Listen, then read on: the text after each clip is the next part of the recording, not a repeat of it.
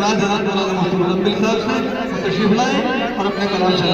گزر رہی ہے اجالوں کی طرح، زندگی جن کی گزر رہی ہے اجالوں کی طرح، یاد رکھتے ہیں انہیں لوگ مثالوں کی طرح، اور علم والوں کو کبھی موت آتی ہی نہیں، علم والوں کو کبھی موت آتی ہی نہیں، وہ زندہ رہتے ہیں کتابوں کے حوالوں کی طرح، اور مقرر قابل قدر اور اسٹیج پر جلوہ فروز معزز علماء کرام اور میرے عزیز ساتھیوں اور نوجوان بزرگوں اور بھائیوں، اللہ رب العزت کا بے انتہا احسان ہوا کہ آج پر مسرت گھڑی آج ہمیں عنایت فرمائی ہے اور مجھ ناچیز کو موقع ملا کہ اس غیاب میں اپنے حاضری ہونے کا میں اپنے برادر مفتی محمد عادل صاحب دعوت برکاتہ العالیہ ان کا شکر گزار ہوں کہ اس بندہ ناچیز کو اس لائق سمجھا۔ میرے بھائیوں، میں نے بھی قرآن مقدس کی ایک آیت پڑھی ہے، اللہ تبارک و تعالیٰ نے اس میں وعدہ کیا ہے کہ قرآن کریم کو جب ہم نے نازل کیا اور جب تک یہ پڑھا جاتا رہے گا، جب تک قیامت رہے گی، اس کے نگہبان ہم ہیں، اس کے ذمہ دار ہم ہیں، اسے کوئی مٹا نہیں سکتا۔ ہاں، اس کے اوپر آنچ آئے گی، اس کو پڑھنے پڑھانے والوں کے اوپر پریشانیاں آ سکتی ہیں، مصیبتیں آ سکتی ہیں، تھوڑی بہت جنگ و جدال اور بھوک پیاس کی شدت کا سامنا ان کو کرنا پڑ سکتا ہے، اور وہ روز اول سے کیا جا رہا ہے۔ میرے بھائیوں، اللہ کے نبی علیہ السلام جب اس دنیا کے اندر تشریف لائے، ہمیں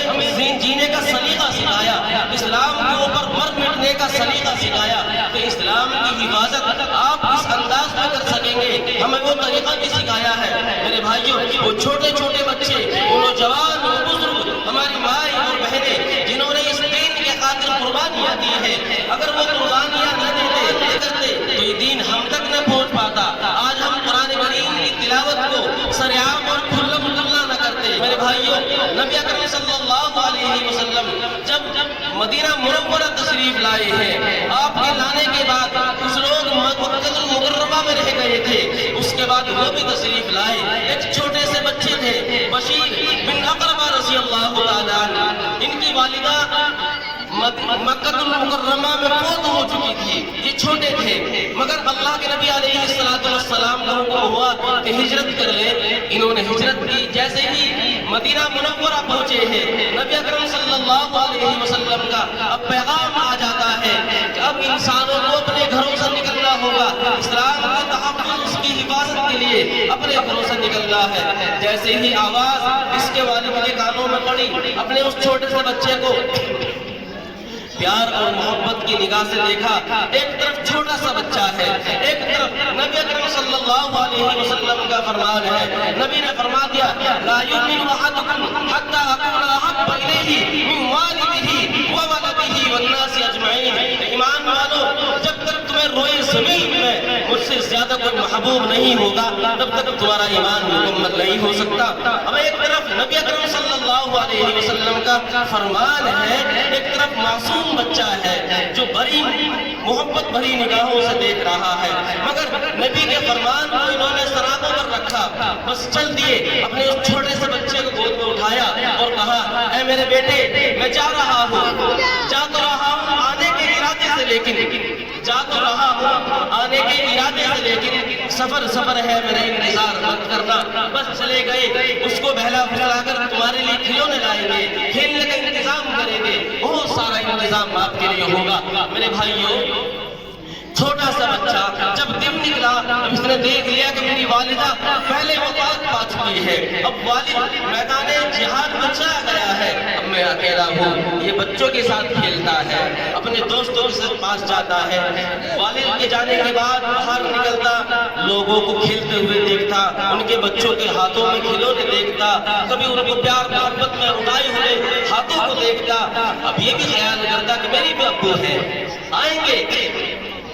ایک روز آئیں گے، میرے لیے کھلونے بھی لائیں گے، میں ان کو اپنے ہاتھوں میں اٹھاؤں گا، کھیلوں گا، کبھی ابو کی ٹانگیں پکڑوں گا، کبھی ان کے گلے سے لپٹوں گا۔ بچہ ایک تصور کی دنیا میں ہے، ایک پیار محبت کی لڑی کو تیار کر رہا ہے، موتیوں کو بنا رہا ہے۔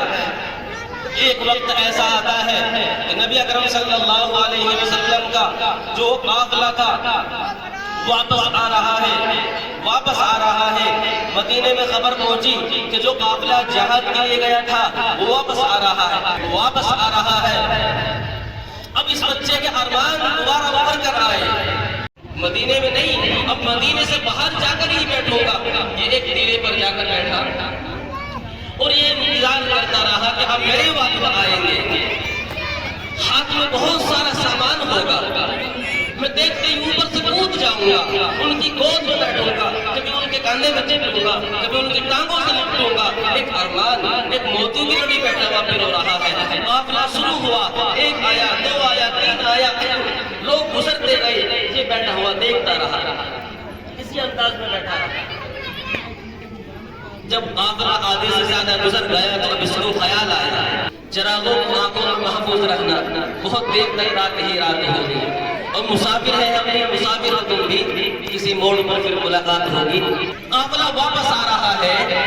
اسے سب نظر آئے مگر اس کے والد نظر نہ آیا۔ اس بچے کے دل میں خیال پیدا ہوا کہیں ایسا نہ ہو کہ وہی رہ گئے ہو، شہید ہو چکے ہو۔ جیسے قافلے کا آخر شروع ہوا بس سب کے سب نظر آئے مگر اس کا والد نظر نہ آیا۔ اب بچے کی مایوسیاں بڑھنے لگی، جو خواب سجائے تھے ان کی لڑی ٹوٹنے لگی، موتیاں بکھرنے لگے، افسوس ہونے لگا۔ کبھی زمین کو دیکھتا، کبھی زمین پر آسمان کو دیکھتا، کبھی زمین اور آسمان کے پانی کو دیکھتا، یا اللہ کیا ماجرا ہے، کہاں ہے میرے والد، ابو کہاں ہے میرے، پریشان ہوا یا رسول اللہ میرے ابو کہاں ہے۔ نبی نے اپنا چہرہ ادھر کیا، وہ ادھر آیا، نبی نے پھر ادھر کیا، وہ ادھر آیا۔ جب نبی اکرم صلی اللہ علیہ وسلم نے دیکھا کہ کیفیت بڑھتی جا رہی ہے، فرمایا کہ کیا میرے والد اب اس دنیا میں نہیں ہے؟ نبی اکرم صلی اللہ علیہ وسلم کی آنکھوں سے آنسو جاری ہوئے،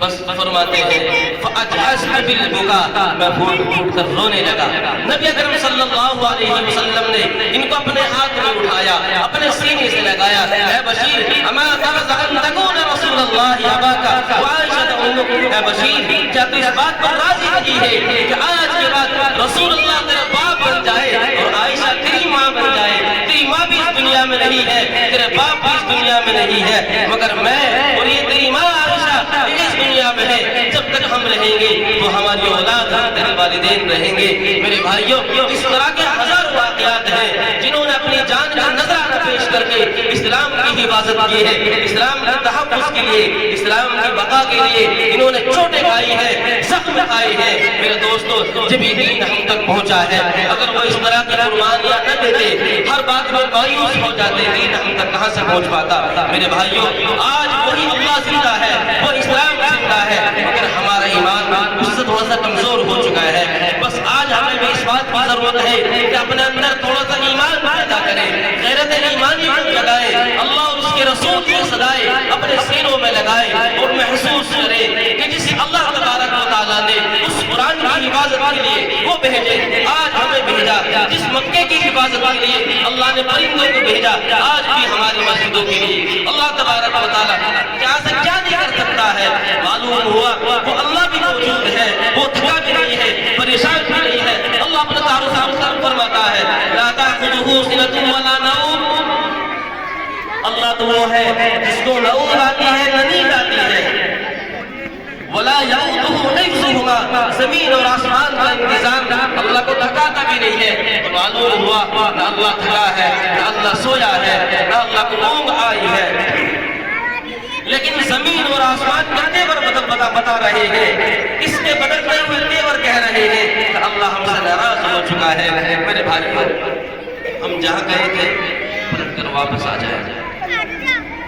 پلٹ کر واپس آ جائیں۔ نبی اکرم صلی اللہ علیہ وسلم کا دربار کھلا ہے، تھوڑا سا اپنے آپ کو بدلے، شکل و شباہت کو بدلے، نبی اکرم صلی اللہ علیہ وسلم کے ڈھانچے میں ڈھلے، آپ کم از کم لباس کو تبدیل کریں، آپ کم از کم حلیہ کو بنائیں جو نبی اکرم صلی اللہ علیہ وسلم کا حلیہ تھا۔ پھر آپ اگر یہ تو کہہ سکتے ہیں کہ تیرے محبوب کی یا رب شباہت لے کے آیا ہوں، تیرے محبوب کی یا رب شباہت لے کے آیا ہوں، حقیقت اس کو کرتے میں صورت لے کے آیا ہوں. پھر دیکھیے نبی اکرم صلی اللہ علیہ وسلم ہمارے سفارشی بھی ہوں گے اور حوض کوثر پر دست مبارک سے ہمیں حوض کوثر بھی نصیب فرمائیں گے. سب جہانگیر و جہاندار کھڑے ہو جائے, سب جہانگیر و جہاندار کھڑے ہو جائے, جس کا آگے سب جھکائے سبھی سردار کھڑے ہو جائے, جس کا آگے سبھی سردار کھڑے ہو جائے. اور اس کو محشر میں گواہی کی ضرورت ہی نہیں, اس کو محشر میں گواہی کی ضرورت ہی نہیں, جس کے حق میں میرے سرکار کھڑے ہو جائے.